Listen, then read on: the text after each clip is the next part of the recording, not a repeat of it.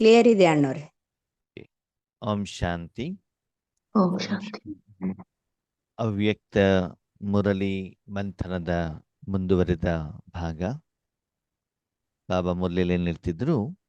ಸಂತುಷ್ಟರಾಗಿರಬೇಕು, ನೀವು ಸಂತುಷ್ಟರಾಗಿರಬೇಕು ಮತ್ತು ಬೇರೆಯವರನ್ನು ಕೂಡ ಸಂತುಷ್ಟರನ್ನಾಗಿ ಮಾಡಬೇಕು.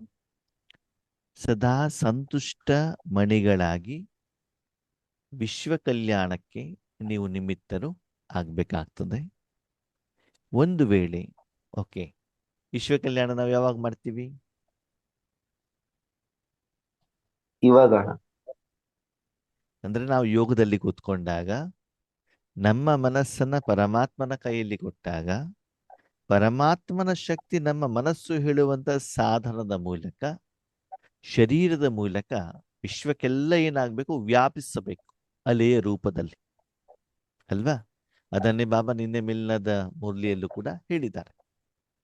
ಭಗವಂತನ ಶಕ್ತಿ ಹೋಗ್ಬಿಟ್ಟು ಅಲ್ಲಿ ತಲುಪಿದಾಗ ಏನಾಗ್ತದೆ?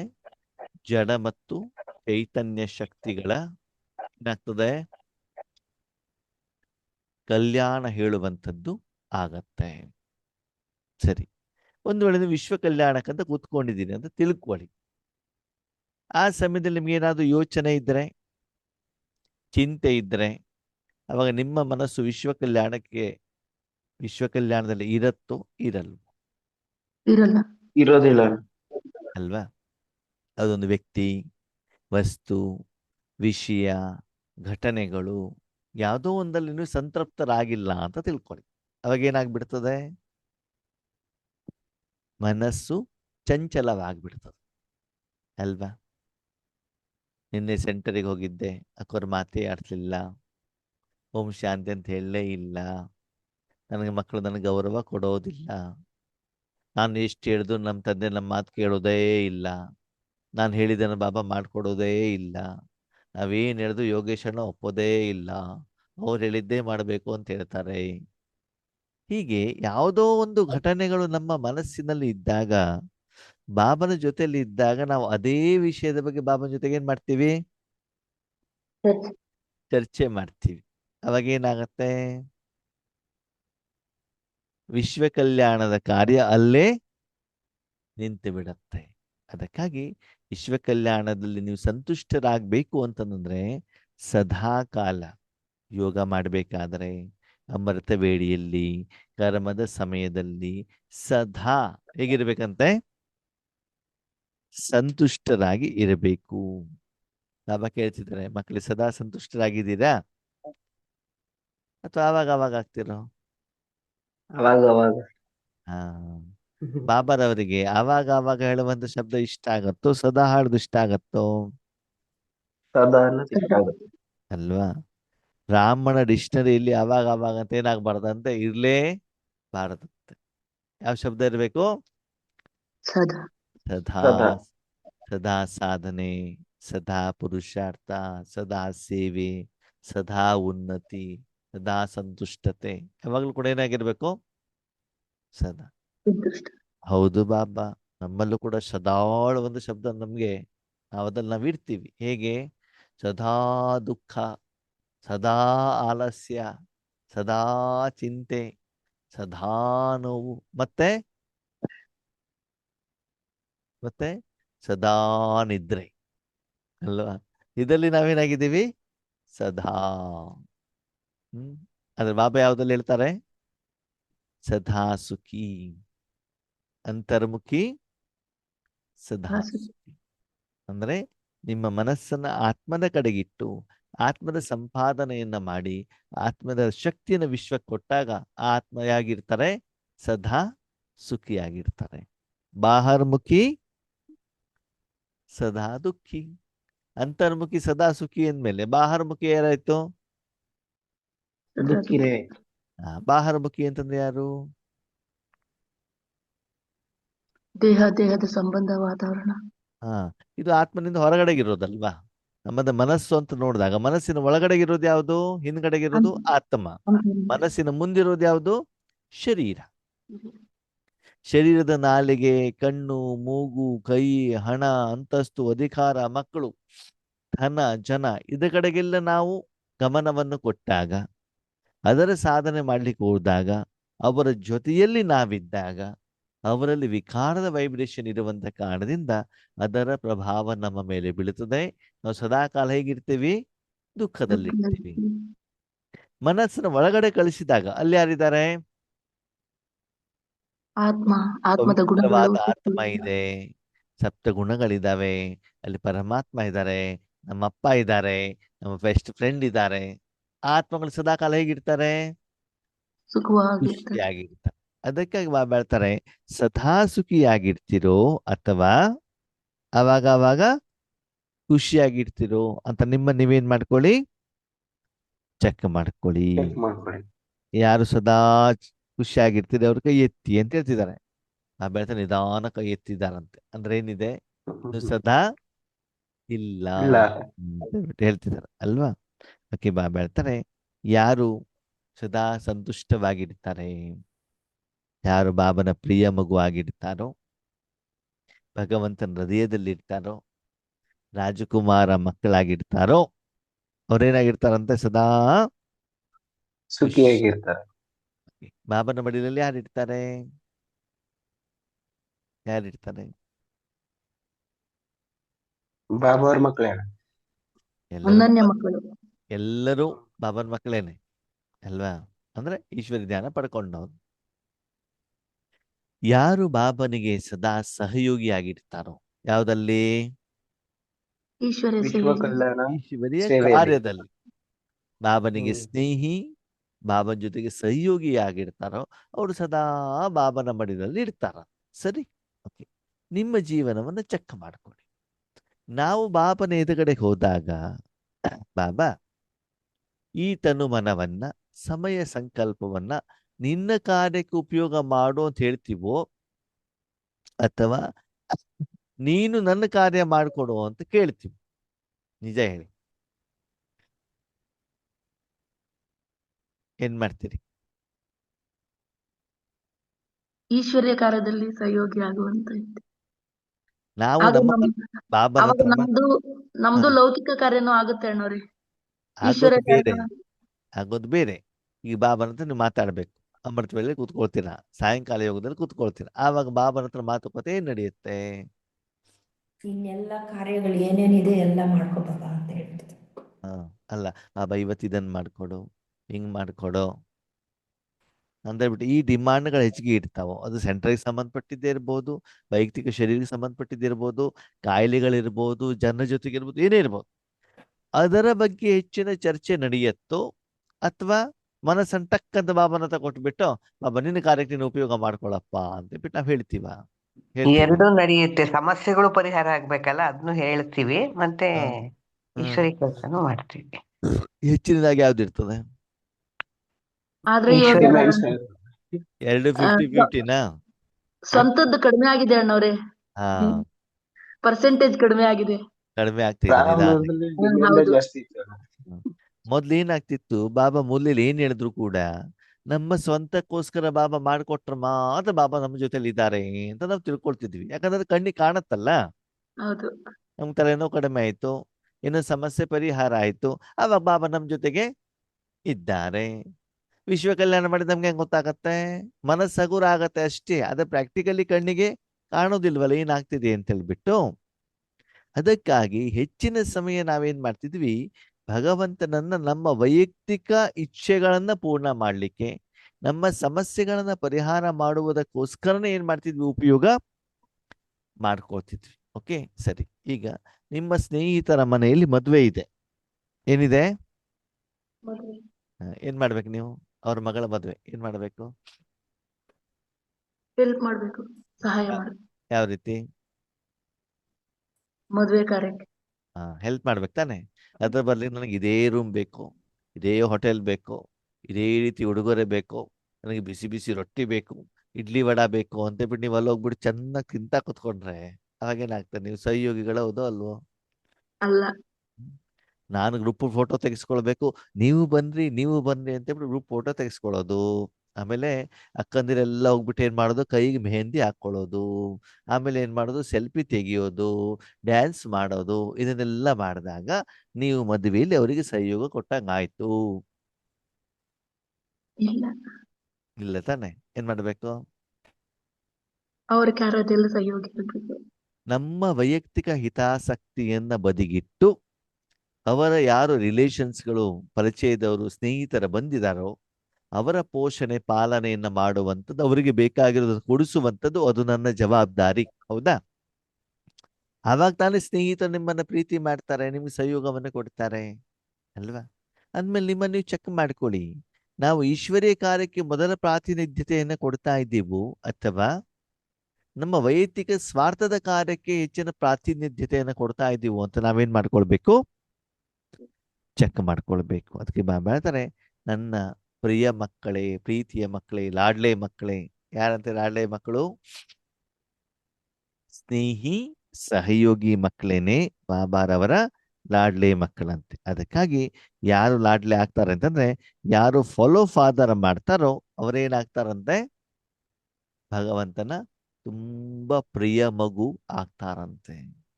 ಫಾಲೋ ಫಾದರ್ ಅಂತಂದ್ರೆ ಹೇಗೆ ಬ್ರಹ್ಮ ಬಾಬಾರವರು ತಮ್ಮ ತನು, ಮನ, ಧನ, ಸಮಯ ಎಲ್ಲವನ್ನು ಯಾರಿಗೆ ಒಪ್ಪಿಸಿದ್ರು? ಶಿವಬಾಬನಿಗೆ ಒಪ್ಪಿಸಿದ್ರು ತಾನೆ? ಹಾಗೆ ನಾವು ಕೂಡ ಯಾರಿಗೆ ಒಪ್ಪಿಸ್ಬೇಕು?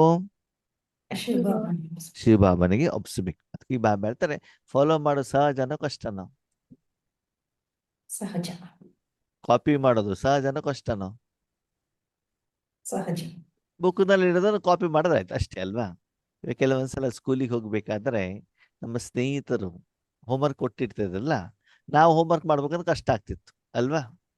ಅದನ್ನ ಅವರು ಹೋಮ್ವರ್ಕ್ ಮಾಡಿದ್ರೆ ಕಾಪಿ ಮಾಡೋದು ನಮ್ಗೆ ಏನಾಗ್ಬಿಡ್ತದೆ? ಈಸಿ ಆಗ್ಬಿಡ್ತದೆ ಅಲ್ವಾ? ಸ್ಕೂಲಲ್ಲಿ ಟೀಚರ್ ಕ್ಲಾಸ್ ಇದು ಮಾಡ್ಬೇಕಾದ್ರೆ, ವ್ಯಾಯಾಮ ಮಾಡ್ಬೇಕಾದ್ರೆ ಎದುರುಗಡೆ ಯಾರಾದ್ರೂ ಒಬ್ಬರು ಇದ್ದಾರೆ, ಅವರೊಂದು ಕಾಪಿ ಮಾಡೋದು ನಮ್ಗೆ ಏನಾಗ್ಬಿಡ್ತದೆ? ಈಸಿ. ಅವ್ರು ಮಾಡಿರೋದನ್ನ ನಾವು ಅದನ್ನ ಕಂಟಿನ್ಯೂ ಮಾಡಿದ್ರೆ ಆಯ್ತು. ಹಾಗಿದ್ರೆ ಕಾಪಿ ಮಾಡೋದು ಅಂತಂದ್ರೆ ಏನು? ಬಾಬನ ಹಾಗೆ ಮೀಸೆ ಬಿಡೋದಾ? ಯೋಗೇಶನ್ನ ಬಿಟ್ಟ ಹಾಗೆ? ಹೌದಾ? ಯಾರು ಮಾತಾಡ್ತಾ ಇಲ್ಲಪ್ಪ. ಹೆಜ್ಜೆ ಮೇಲೆ ಹೆಜ್ಜೆ ಇಡೋದು. ಅವ್ರ ಗುಣಗಳನ್ನ ಧಾರಣೆ ಮಾಡ್ಕೊಳ್ಳೋದು.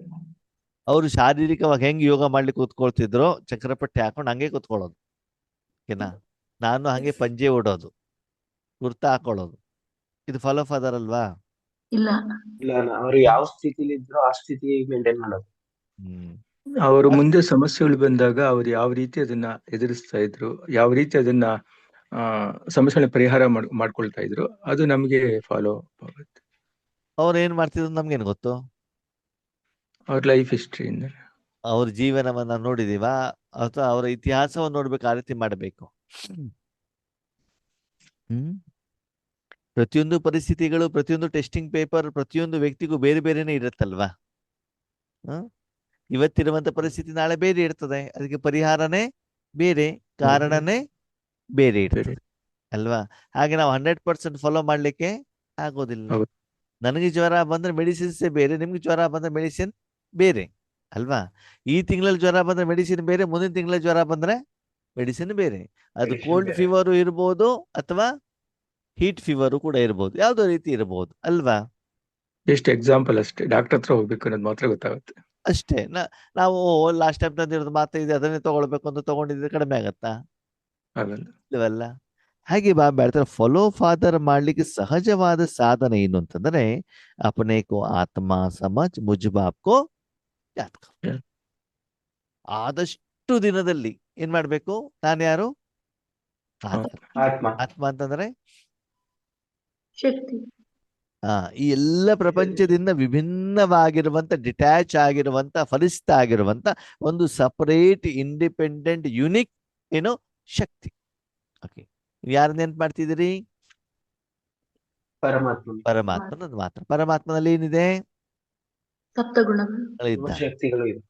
ಅವಾಗ ಸಪ್ತ ಗುಣಗಳ ಅನುಭವ ನಿಮಗೆ, ಅನುಭೂತಿ ಬೇರೆಯವರಿಗೆ ಅಷ್ಟೇ. ಓಕೆ, ನಮ್ಮನೇಲಿ ಟಿವಿ ಹಾಕಿದೀವಿ, ನಾನ್ ಟಿವಿ ನೋಡ್ತಾ ಇದ್ದೇನೆ, ಮನೆಯವರೆಲ್ಲರೂ ಟಿವಿ ನೋಡ್ತಾ ಇದ್ದಾರೆ ಅಂದ್ಮೇಲೆ ಏನರ್ಥ? ಆ ಟಿವಿ ಪ್ರೋಗ್ರಾಮ್ ನನಗೂ ಸಿಗತ್ತೆ, ಬೇರೆಯವ್ರಿಗೂ ಸಿಗತ್ತೆ ಅವ್ರಿಗೂ ಅಲ್ವಾ? ಅವರು ನೋಡ್ತಾರೆ, ನಾವು ನೋಡ್ತೀವಿ ಅಲ್ವಾ? ಹಾಗೆ ಇಲ್ಲಿ ಬಾಬಾ ಏನ್ ಹೇಳ್ತಾರೆ, ಪ್ರತಿದಿನ ಸರ್ವಕರ್ಮದಲ್ಲಿ ನೀವೆಷ್ಟು ಆತ್ಮ ಅಂತ ತಿಳ್ಕೊಂಡು ಬಾಬನನ್ನ ನೆನಪು ಮಾಡ್ತಾ ಕರ್ಮವನ್ನ ಮಾಡ್ತಾ ಇದ್ದೀರಿ ಹೇಳೋದನ್ನ ನೀವೇನ್ ಮಾಡ್ಬೇಕು? ಚೆಕ್ ಚೆಕ್ ಮಾಡ್ಕೋಬೇಕು. ಮಾಡ್ಕೊಳ್ಬೇಕು. ಕಂಟಿನ್ಯೂಯಸ್ ಆಗಿ ಆ ಸ್ಥಿತಿ ನಮ್ಮ ಹತ್ರ ಇರತ್ತಾ? ಈ ರೀತಿ ಯೋಗವನ್ನು ಮಾಡ್ತಾ ಹೋದಾಗ ನಿಮ್ಮ ವಿಕರ್ಮನೂ ಕೂಡ ಏನಾಗ್ತದೆ? ವಿನಾಶ ಆಗ್ತಾ ಹೋಗ್ತದೆ. ಬಾಬಾರವರ ಸಪ್ತ ಗುಣಗಳ ಅನುಭವನೂ ಆಗ್ತಾ ಹೋಗ್ತದೆ.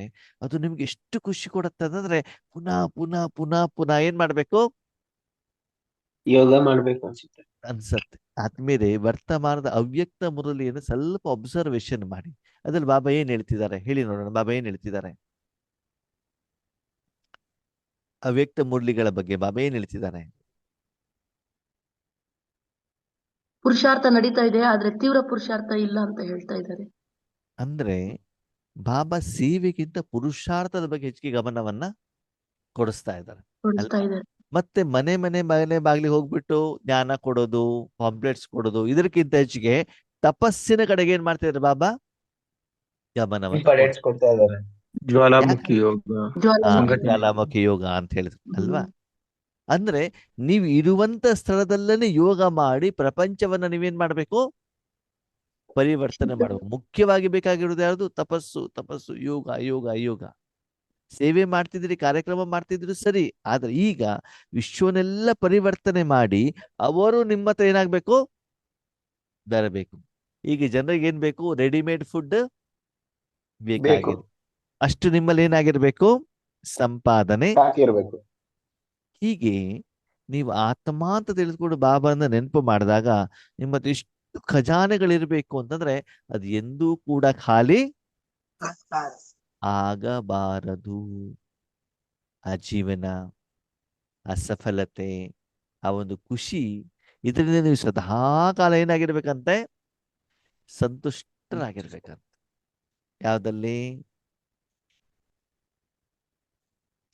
ಧಾಮದ ಅನುಸಾರ ಯಾವುದೇ ದಿನ ಬಾಬಾ ಯಾವುದೇ ರೀತಿ ಆಹಾರ ಕೊಡ್ಲಿ, ಯಾವುದೇ ಬಟ್ಟೆ ಕೊಡ್ಲಿ, ಎಲ್ಲಿ ಬೇಕಾದ್ರೂ ಇರ್ಲಿ, ಯಾರ ಜೊತೆಗಾದ್ರೂ ಇರ್ಲಿ, ನಾನೇನಾಗಿರ್ಬೇಕು? ಸಂತುಷ್ಟವಾಗಿರ್ಬೇಕು. ಸಂತುಷ್ಟವಾಗಿರ್ಬೇಕು. ಬಾಬಾ ಏನು ಕೊಟ್ಟಿದ್ದಾರೆ ಅದರಲ್ಲಿ? ಸಂತುಷ್ಟ. 36 ವೆರೈಟಿ ಊಟ ಕೊಟ್ಟಿದಾರ, ಅವಾಗಲೂ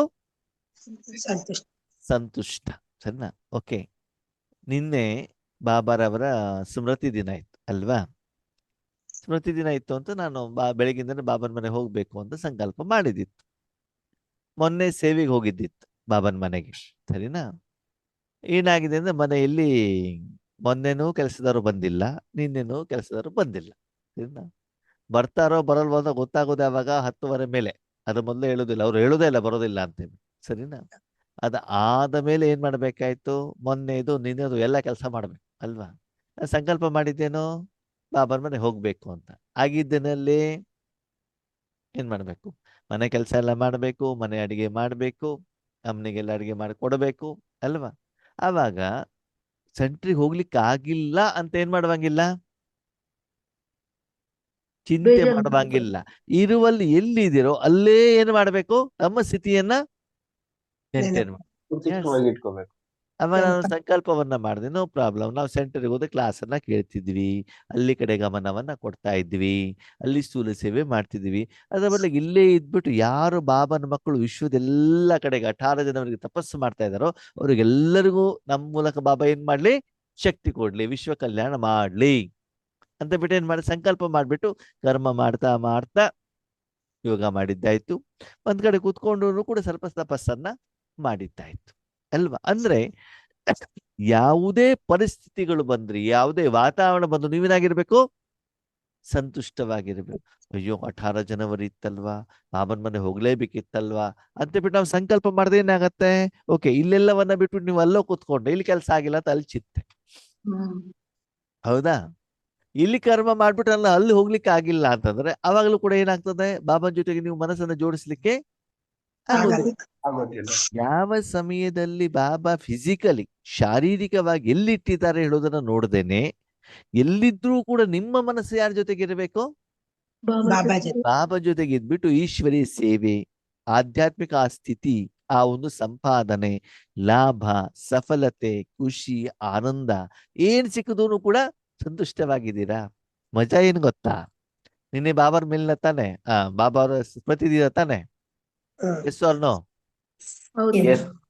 ನಾನು ಮಧ್ಯಾಹ್ನ ಊಟ ಮಾಡಿದ್ದು ನಿನ್ನೆ ಅನ್ನ, ನಿನ್ನೆ ಸಾಂಬಾರ್, ಮೊನ್ನೆದು, ಸರಿನಾ? ಹಳೇದು. ನಾನು ಅದ್ರಲ್ಲಿ ಏನಾಗಿದ್ದೇನೆ, ಖುಷಿಯಾಗಿದೆ. ಇವತ್ತು ಬಾಬಾರ್ದು ಪ್ರತಿದಿನಪ್ಪ, ಬಿಸಿ ಬಿಸಿ ನನಗೇನು ಸಿಕ್ಕಿಲ್ಲ, ಬ್ರಹ್ಮ ಭೋಜನ ಸೆಂಟರ್ ನಲ್ಲಿ ಮಾಡಿದ್ದಾರೆ, ನನಗೆ ಸಿಗ್ಲಿಲ್ಲ, ನನಗೇನು ಚಿಂತೆ ಇಲ್ಲ. ಇಲ್ಲ. ನನಗೆ ಖುಷಿಯಾಗಿದ್ದೇನೋ, ನನ್ನ ಉಪಯೋಗ ಮಾಡ್ಕೊಳ್ತಿದಾರಲ್ಲ ಹೇಳುವಂಥದ್ದು ಖುಷಿ. ಆದ್ಮೇಲೆ ನೀವು ಎಷ್ಟು ಸಾಧನೆ ಮಾಡ್ತೀರೋ ಅಷ್ಟು ನಿಮ್ಗೆ ಟೆಸ್ಟಿಂಗ್ ಪೇಪರ್ ಬರ್ತದೆ. ಏನ್ ಬರ್ತದೆ? ಟೆಸ್ಟಿಂಗ್ ಪೇಪರ್ ಬರ್ತವೆ. ಅವಾಗ ಇದೆಲ್ಲ ಅಲ್ಲಾಡ್ಸತ್ತೆ. ಅಯ್ಯೋ, ಅಪರೂಪಕ್ಕೆ ಬಾಬಾನ ಮನೆ ಬ್ರಹ್ಮ ಭೋಜನ ಸಿಕ್ತಿತ್ತು, ನನಗೆ ಹೋಗ್ಲಿಕ್ಕೆ ಆಗಿಲ್ವಲ್ಲ, ಬಾಬಾ ಅಂತ ಕಂಪ್ಲೇಂಟ್ ಮಾಡುವಂಗಿಲ್ಲ, ಸರಿನಾ? ಆಮೇಲೆ ಸಾಯಂಕಾಲ ಹೋದಾಗ ಬಾಬಾ ಪಾರ್ಸಲ್ ಕೊಟ್ರು, ಮನೆಗೆ ತಗೊಂಡ್ ಬಂದ್ವಿ, ನಾವು ತಿಂದು, ಮನೆಯವ್ರು ಎಲ್ಲರೂ ತಿಂದು. ಸರಿನಾ? ಅದು ಸಿಗತ್ತೆ, ಸಿಗಲಿ ಹೇಳುವಂತ ಇಚ್ಛೆನೂ ಕೂಡ ಏನ್ ಮಾಡುವಂಗಿಲ್ಲ, ಇಟ್ಕೊಂಡು ಹೋಗಿಲ್ಲ. ಹೇಗೆ ಬರುತ್ತದನ್ನ ಹಾಗೆ ಸ್ವೀಕಾರ ಮಾಡಿ. ಮನಸ್ಸು ಮಾತ್ರ ಏನಾಗಿರ್ಬೇಕು, ಸಂತುಷ್ಟವಾಗಿರ್ಬೇಕು. ಶಾರೀರಿಕವಾಗಿ ಒಂದ್ ದಿವಸ ನನಗೆ ಕಾಯಿಲೆ ಬರಬಹುದು, ಯಾರು ಗಾಯನ ಮಾಡಬಹುದು, ಯಾರು ನಿಂದನೆಯನ್ನ ಮಾಡಬಹುದು, ಹೊಗಳಬಹುದು, ಉಡುಗೊರೆ ಕೊಡಬಹುದು, ಒಳ್ಳೆ ವೆರೈಟಿ ಊಟ ಸಿಗಬಹುದು, ಉಪವಾಸನೆ ಇರ್ಬೇಕಾಗಿ ಬರಬಹುದು, ಏನೇನೋ ಕಾರಣಗಳಿರ್ಬೋದು. ಆದ್ರೆ ಅದು ಯಾವುದರ ಕಡೆನೂ ಗಮನ ಕೊಡದೇನೆ ಮನಸ್ಸು ಮಾತ್ರ ಈಶ್ವರೀಯ ಸಂಪಾದನೆಯಿಂದ ಏನಾಗಿರ್ಬೇಕು, ಖುಷಿಯಾಗಿರ್ಬೇಕು. ಬೇಕಾದಷ್ಟು ಸೇವೆ ಜವಾಬ್ದಾರಿಗಳಿರ್ಬೋದು, ಲೆಕ್ಕಾಚಾರಗಳಿರ್ಬೋದು, ಏನಿದ್ರು ಕೂಡ ಏನಾಗ್ಬೇಕು, ಸಂತುಷ್ಟ. ಯಾಕೆ? ಏನಾಗತ್ತೋ ಒಳ್ಳೇದಾಗತ್ತೆ. ಬಾಬನ ಜೊತೆಲಿ ಇದ್ದಾರೆ, ಸಂಗಮ ಯುಗ ಕಲ್ಯಾಣ ಆಗೇ ಆಗ್ತದೆ ಹೇಳುವಂತ ಒಂದು ದೃಢ ನಿಶ್ಚಯ, ವಿಶ್ವಾಸ ನಮ್ಮಲ್ಲಿ ಇದ್ದಾಗ ಏನಾಗೋದಿಲ್ಲ, ನಿಮ್ಮ ಮನಸ್ಸು ವಿಚಲಿತ ಆಗೋದಿಲ್ಲ. ಅದಕ್ಕಾಗಿ ಸಂತುಷ್ಟವಾಗಿರಬೇಕು. ನೋಡಿ, ಲೌಕಿಕದಲ್ಲೂ ಕೂಡ ಎಷ್ಟೇ ನೋವಿಲ್ಲಿ, ಎಷ್ಟೇ ಕಷ್ಟ ಇಲ್ಲಿ, ಎಷ್ಟೇ ಪರಿಸ್ಥಿತಿಗಳಲ್ಲಿ, ವಿಘ್ನಗಳಿರಲಿ, ಸ್ಥೂಲ ಸಂಪಾದನೆ ಆಗ್ತಾ ಇದ್ರೆ ವ್ಯಕ್ತಿಗಳು, ಮಾನವರು, ಮನುಷ್ಯರು, ಸ್ತ್ರೀ ಇರ್ಲಿ ಪುರುಷರಿರ್ಲಿ, ಸಂತುಷ್ಟವಾಗಿರ್ತಾರೋ ಇರಲ್ವೋ? ದುಡ್ಡು ಬರ್ತಾ ಇದೆ ಅಂತ ತಿಳ್ಕೊಳ್ಳಿ, ವ್ಯಾಪಾರ ಆಗ್ತಾ ಇದೆ, ಸಂಬಳನೋ, ವ್ಯಾಪಾರನೋ, ಲಾಭನೋ, ಕಮಿಷನ್, ನೀವು ಮಾಡ್ತಾ ಇರುವಂತ ಕೆಲಸದಲ್ಲಿ ನಿಮ್ಗೆ ರಿಟರ್ನ್ ಬರ್ತಾ ಇದೆ, ಸಂಪಾದನೆ ಬರ್ತಾ ಇದೆ ಅಂತಂದ್ರೆ ವ್ಯಕ್ತಿಗಳು ಏನಾಗಿರ್ತಾರೆ, ಕಾಯಿಲೆ, ನೋವು, ಸಮಸ್ಯೆ ಎಲ್ಲ ಏನಿರ್ಲಿ ಪಕ್ಕದಲ್ಲಿ ಅಲ್ವಾ? ಅದೊಂದು ವ್ಯಕ್ತಿಗೆ ಇರ್ತಾರೆ, ಜ್ವರ ಬಂದಿದೆ, ಹೌದಾ, ಹಾಗೆ ಇವತ್ತು ಕೆಲ್ಸಕ್ಕೆ ಬಂದ್ಬಿಟ್ಟು 10,000 ರೂಪಾಯಿ ಕೊಡ್ತೀವಿ ಅಂತ ಹೇಳ್ಬಿಡಿ, ಒಂದ್ ದಿನಕ್ಕೆ ಟಕ್ ಅಂತ ಏನ್ ಮಾಡ್ಬಿಡ್ತಾರೆ, ಅವಾಗ ಜ್ವರ ಎಲ್ಲ ಓಡೋಗ್ತದೆ. ಕೆಲ್ಸ ಮುಗಿಯೋವರೆಗೂ ಜ್ವರ ಇರೋದೇ ಇಲ್ಲ ಅಲ್ವಾ? ಹಾಗೆ ಇಲ್ಲಿ ಹೇಳ್ತಾರೆ, ಸದಾ ನೀವೇನಾಗಿರ್ಬೇಕಂತೆ, ಸಂತುಷ್ಟ ಮಣಿಗಳಾಗ್ಬಿಟ್ಟು ಬಾಬನ ಮಡಿಲಲ್ಲಿದ್ದಾಗ, ಓಕೆ, ಆವಾಗ ಬಾಬಾ ನಿಮ್ಮನ್ನು ಉಪಯೋಗ ಮಾಡ್ಕೊಳ್ತಾ ಇದ್ದಾಗ ಆ ಕರ್ಮದ ಫಲ ನಿಮ್ಗೆ ಏನ್ ಕೊಡ್ತದೆ, ಸಂತುಷ್ಟತೆಯನ್ನು ಕೊಡ್ತದೆ. ಮತ್ತೆ ನೀವು ಸಂತುಷ್ಟ ಮಣಿಗಳಾಗ್ಬಿಟ್ಟು ಬಾಬನ ಮಡಿಲಲ್ಲಿ ವಿಶ್ವ ಕಲ್ಯಾಣದ ಕಾರ್ಯಕ್ಕೋಸ್ಕರನೇ ಏನ್ ಮಾಡ್ಬೇಕು, ಕೂತ್ಕೊಳ್ಬೇಕಾಗ್ತದೆ. ಬೇರೆ ವೈಯಕ್ತಿಕವಾಗಿ ಅಲ್ಲ. ಒಂದೇ ಆತ್ಮನ ಪರಿವರ್ತನೆ, ಎರಡನೇದು ವಿಶ್ವ ಪರಿವರ್ತನೆ. ಅಲ್ಲಿ ತನು ಧನ ಜನ ಬರಬಾರ್ದು. ಓಕೆ, ಅವಾಗ ಮಕ್ಳು ಹೇಳ್ತಾರಂತೆ, ಬಾಬಾ ನೀನು ಹೇಳೋದೆಲ್ಲ ಸರಿ, ಯೋಗ ಮಾಡ್ಬೇಕು ಸರಿ, ಬಾಬಾ ಜೊತೆಲಿ ಇರ್ಬೇಕು ಸರಿ, ವಿಶ್ವ ಕಲ್ಯಾಣ ಮಾಡ್ಬೇಕು ಅದೂ ಸರಿ, ಅದ್ರಲ್ಲಿ ನಮ್ಗೆ ಖುಷಿನೂ ಕೊಡ್ತದೆ, ಅದರ ಅನುಭವನೂ ನಮ್ಗೆ ಇದೆ. ಅದ್ರ ಸಮಸ್ಯೆ ಎಲ್ಲಿ?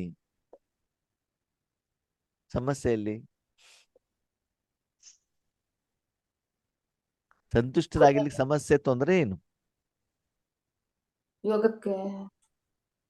ಯೋಗಕ್ಕೆ ಕುತ್ಕೊಳ್ಳೋದಲ್ಲೇ ಸಮಸ್ಯೆ, ಏಕಾಗ್ರತೆಯಲ್ಲಿ ಸಮಸ್ಯೆ ಇಲ್ಲಿ ಅಂತಂದ್ರೆ ನಾವೇನು ಸಂತುಷ್ಟ ಆಗಿರ್ತೀವಿ, ಬಾಬಾ ನಮ್ ಜೊತೆಲಿರೋ ಸಂತುಷ್ಟವಾಗಿರೋದಿಲ್ವಲ್ಲ, ಅದಕ್ಕೆ ಏನ್ ಮಾಡೋದು?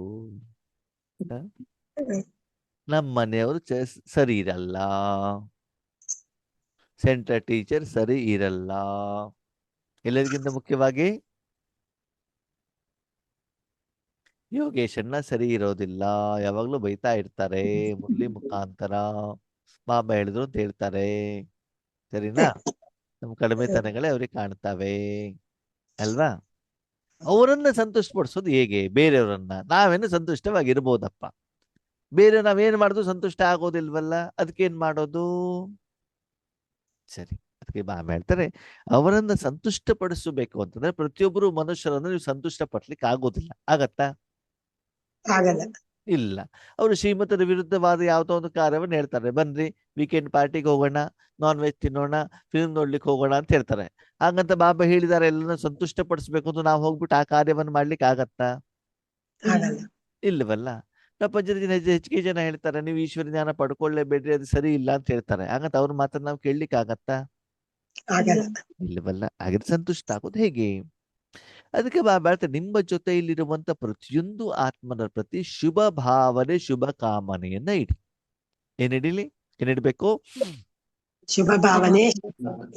ಅವರಿಗೆ ಒಳ್ಳೆಯದಾಗ್ಲಿ, ಅವರ ಸಮಸ್ಯೆ ಏನು ಅಂತ ಅವ್ರಿಗೆ ಗೊತ್ತಾಗ್ಲಿ, ಆ ಸಮಸ್ಯೆಯಿಂದ ಅವ್ರೇನಾಗ್ಲಿ ಹೊರಗಡೆಗೆ ಬರಲಿ ಹೇಳುವಂತ ಒಂದು ಶುಭ ಭಾವನೆ, ಶುಭ ಕಾಮನೆ ಜೊತೆಗೆ ಅವರಿಗೆ ಆತ್ಮಿಕವಾಗಿ ಈಶ್ವರ ಶಕ್ತಿಯನ್ನ ಕೊಡುವಂತ ಪ್ರಯತ್ನವನ್ನ ನಿರಂತರವಾಗಿ ಮಾಡ್ಬೇಕು. ಮಾಡ್ತಾ ಇರಿ. ಸರಿ, ನಾವು ಅದನ್ನು ಮಾಡಿದ್ವಿ, 21 ದಿನ ಮಾಡಿದ್ವಿ, ಎಲ್ಲ ಮಾಡಿದ್ವಿ, ಆದರೂ ಅವರಲ್ಲಿ ಬದಲಾವಣೆ ಬರ್ತಾ ಇಲ್ಲ. ಮತ್ತೆ ಮಕ್ಕಳು ಪ್ರಶ್ನೆ ಕೇಳ್ತಾರೆ, ಏನ್ ಮಾಡ್ಬೇಕು ಅದಕ್ಕೆ? ಸರಿ, ಅವರಲ್ಲಿ ಬದಲಾವಣೆ ಬರ್ತಾ ಇಲ್ಲ, ಒಪ್ಕೊಳ್ಳೋಣ. ಯಾಕಂದ್ರೆ ನಿಮ್ ಜೊತೆಗೆ ಅವ್ರದಷ್ಟು ಕರ್ಮದ ಲೆಕ್ಕಾಚಾರ ಇದೆ, ಅವರ ಪಾತ್ರ ನಿಮ್ಗೆ ಇಷ್ಟ ಆಗ್ತಲ್ಲ, ಒಪ್ಕೊಳ್ಳೋಣ. ಅಟ್ಲೀಸ್ಟ್ ನೀವು ಶುಭ ಭಾವನೆ, ಶುಭ ಕಾಮನೆ ಇಟ್ಟಾಗ ವಾಯುಮಂಡಲ ಆದ್ರೂ ಶುದ್ಧ ಆಗತ್ತಲ್ವಾ? ವಾಯುಮಂಡಲಕ್ಕಾದ ಒಂದು ಪಾಸಿಟಿವ್ ವೈಬ್ರೇಷನ್ ಹೋಗತ್ತಲ್ವಾ? ಹೋಗಲ್ವಾ?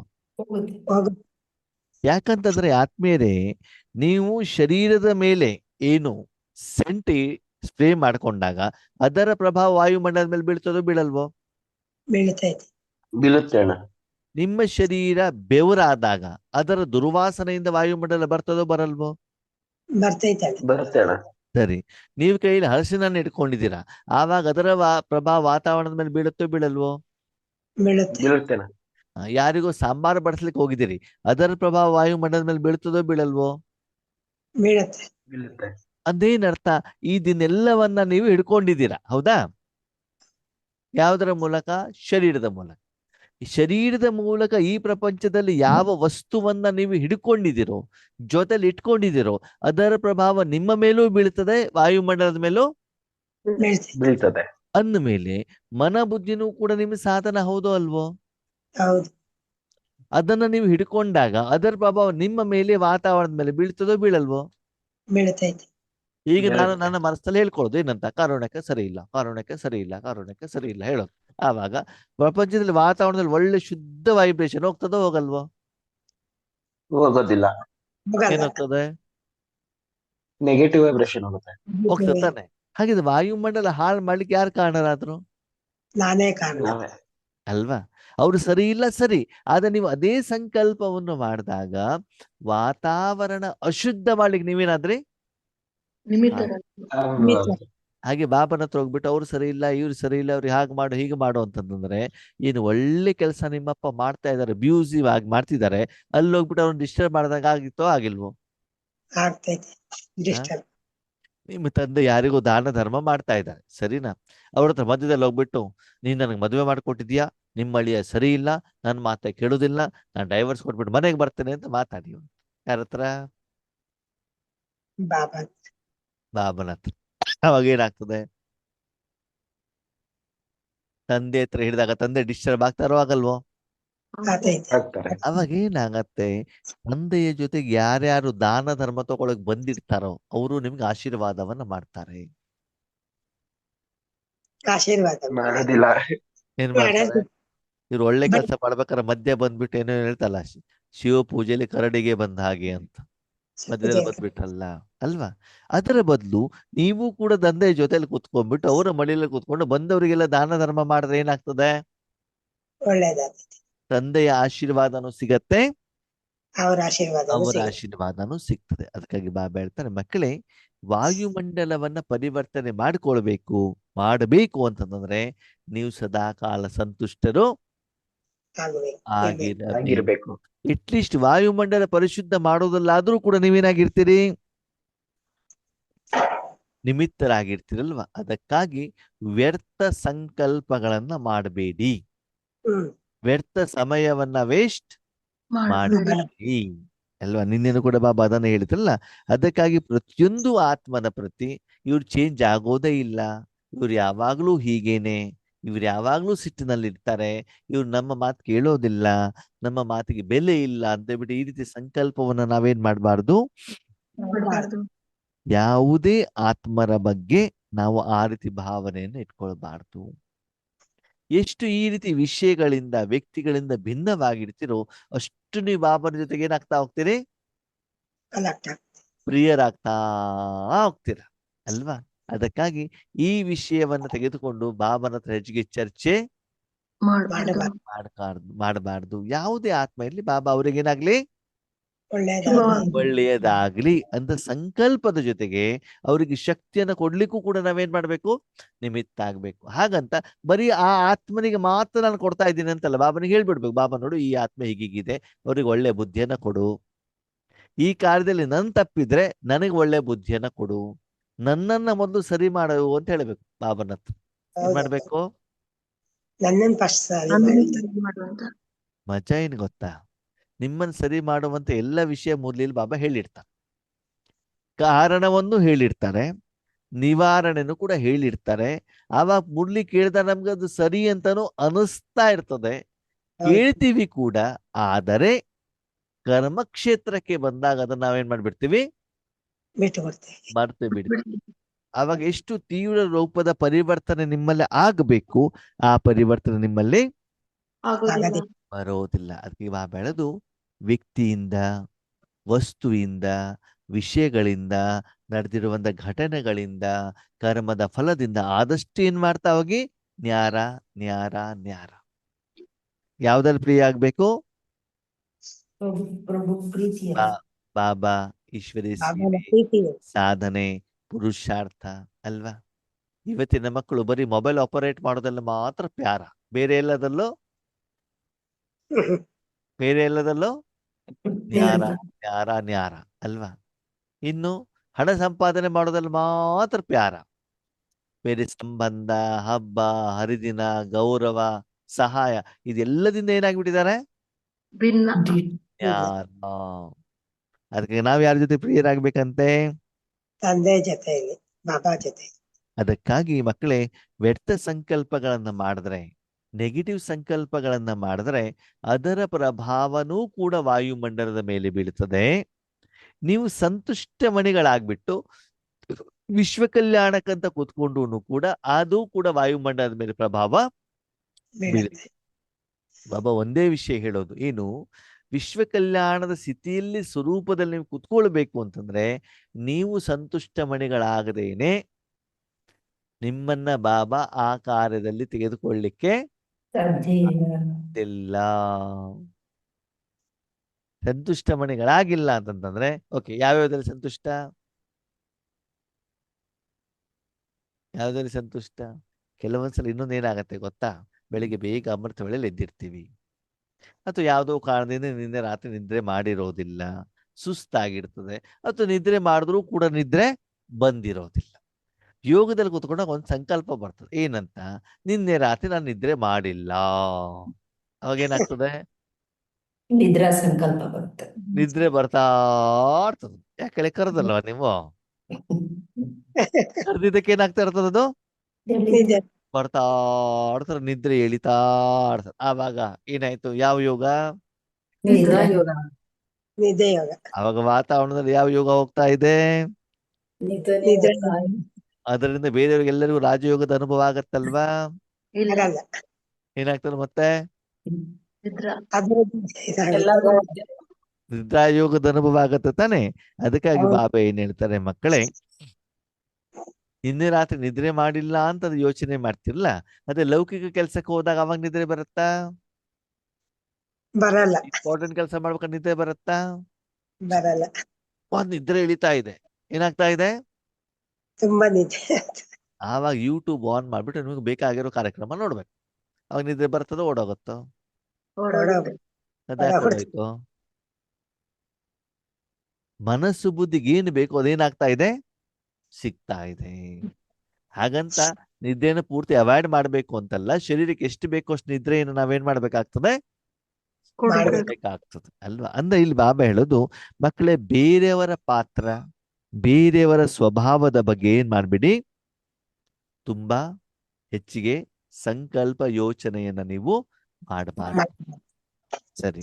ಜೊತೆಗೆ ಕರ್ಮ ಮಾಡಬೇಕಾದ್ರೂ ಕೂಡ ಹೈ ವಾಲ್ಯೂಮ್ ಅಲ್ಲಿ ಜೋರಾಗಿ ಮಾತಾಡಬಾರ್ದು. ಯಾರ್ದೋ ಜೊತೆಗೆ ಜಗಳ ಮಾಡಬಾರ್ದು. ನಮ್ಗೇನು ಜಗಳ ಮಾಡ್ಬೇಕು ಅಂತ ಇಷ್ಟ ಇರ್ಲಿಲ್ಲ, ಆದ್ರೆ ಅವರೇ ಕಾಲ್ ಕೆರ್ಕೊಂಡು ಜಗಳಕ್ಕೆ ಬಂದ್ರು, ಏನ್ ಮಾಡೋದು? ಬಂದ್ರು ಬಿಂದು ಇಟ್ಬಿಡ್ಬೇಕು. ನಾವ್ ಹೇಳದಷ್ಟು ಈಸಿ ಇಲ್ಲ. ನೀವು ಹೌದು ಬಿಂದು ಇಟ್ಬಿಟ್ಟು ಇನ್ನೂ ಜೋರ್ ಮಾಡ್ಬಿಡ್ತಾರ. ಹೌದಲ್ಲ. ಈಗ ಅದಕ್ಕಾಗಿ ಹೇಳ್ತಾರೆ, ಹೀಗೆ ಹೈಯರ್ ಲೆವೆಲ್ ಶಬ್ದದಲ್ಲಿ ಮಾತಾಡೋದು, ಮಾತಿಗೆ ಮಾತನ್ನ ಮಾಡೋದು, ಸಿಟ್ಟು ಮಾಡ್ಕೊಳ್ಳೋದು ಇದು ಈಶ್ವರಿಯ ನಿಯಮ ಅಲ್ಲ. ಅವರೂ ಕ್ರೋಧದಲ್ಲಿದ್ದಾರೆ, ನೀವು ಕ್ರೋಧದಲ್ಲಿದ್ದೀರಿ ಅಂತಂದ್ರೆ ಇನ್ನೂ ಬೆಂಕಿ ಏನಾಗ್ತಾ ಹೋಗ್ತದೆ? ಜಾಸ್ತಿ ಜಾಸ್ತಿ ಆಗ್ತಾ ಹೋಗ್ತಾ ಇರ್ತದೆ. ಒಂದು ವೇಳೆ ಓಕೆ, ಕೆಲವೊಂದ್ಸಲ ಏನ ಮಾಡಿದ್ರೆ ಚಿಕ್ಕ ಮಕ್ಕಳು ಈ ಜೋರು ಮಾಡಿಲ್ಲ ಅಂತ ಕೇಳಲ್ಲ ಅಂತಂದಾಗ ಹೊರಗಡೆಯಿಂದ ಮಾತ್ರ ನಾವು ಸಿಟ್ಟಿನ ಇದು ತೋರಿಸ್ಬೇಕು ಹೊರತು ಒಳಗಡೆಗೆ ಏನಾಗಿರಬಾರ್ದು, ಅವ್ರ ಬಗ್ಗೆ ಸಿಟ್ಟಿನ ಭಾವ ಇರಬಾರದು ಅಲ್ವಾ? ಅದಕ್ಕಾಗಿ ಮಾತಿಗೆ ಮಾತು ಏನಾಗಬಾರ್ದು, ಬೆಳೆಬಾರ್ದು. ಇದು ಏನಾಗ್ತದೆ ಆತ್ಮೀಯರೇ, ಒಂದು ಸ್ಥೂಲವಾಗಿ ಮಾತು, ಇನ್ನೊಂದು ಮನಸ್ಸಿನ ಮಾತು. ಮನಸ್ಸಿನ ಮಾತು ಗೊತ್ತಾ ನಿಮಗೆ? ಮನಸ್ಸಿನ ಮಾತು ಗೊತ್ತಾ? ಓಕೆ, ಮೊದಲು ಸ್ಥೂಲವಾದ ಮಾತು ಅಂತಂದ್ರೆ ಏನು?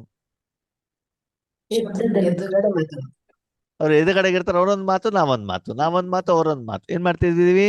ನಾನ್ ಸರಿ ಅಂತ ನಾನ್ ಪ್ರೂವ್ ಮಾಡೋದು, ಅವ್ರು ಸರಿ ಅಂತ ಅವ್ರು ಮಾಡೋದು. ಇಲ್ಲೂ ಕೂಡ ಏನಾಗ್ತದೆ? ವಾತಾವರಣ ವಾಯುಮಂಡಲ ಜಾಸ್ತಿ ಆಗ್ತದೆ. ಓಕೆ, ಮನಸ್ಸಿನ ಮಾತು ಯಾವುದು? ಗೊತ್ತಾಗಲ್ಲ, ಮನಸ್ಸಿಗೆ ಸಂಕಲ್ಪ ಮಾಡೋದು.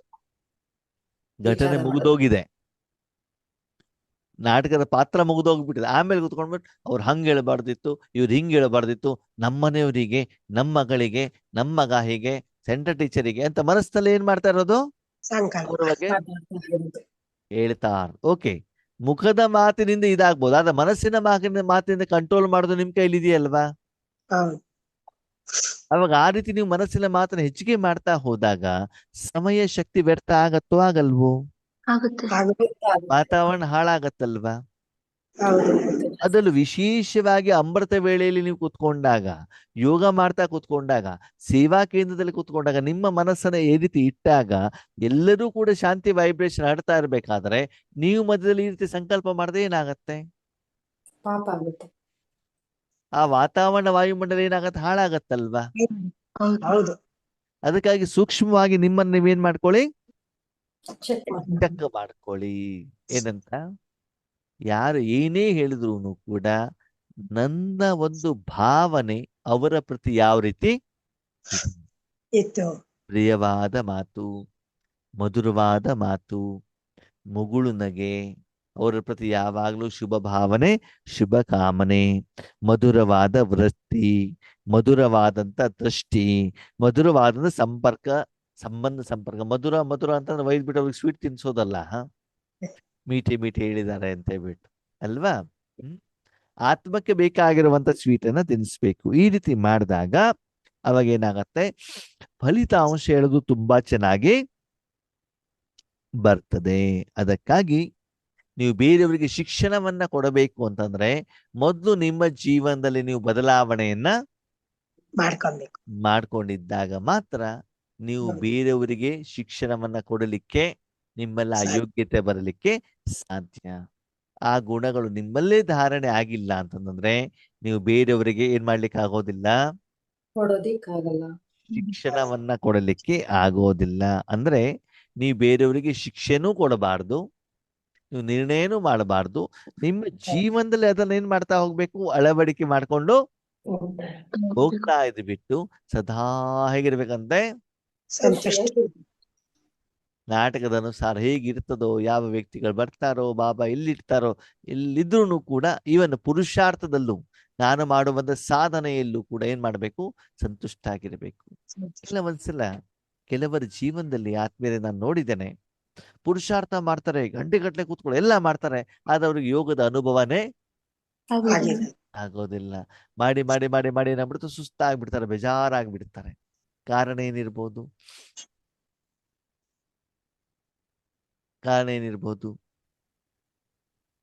ಚಿಂತೆಗಳಿರ್ಬೇಕು. ತಮ್ಮಲ್ಲಿರುವಂತ ಬಲಹೀನತೆಯನ್ನು ಸರಿಯಾಗಿ ಅರ್ಥ ಮಾಡಿಕೊಂಡು ಆ ಬಲಹೀನತೆಯನ್ನು ತೆಗೆದಾಕಿರೋದಿಲ್ಲ, ಸ್ವಚ್ಛವಾಗಿರೋದಿಲ್ಲ. ಆ ಕಾರಣದಿಂದ ಬಾಬಾ ಅವರನ್ನ ಉಪಯೋಗ ಮಾಡ್ಕೊಳ್ಳಲ್ಲ.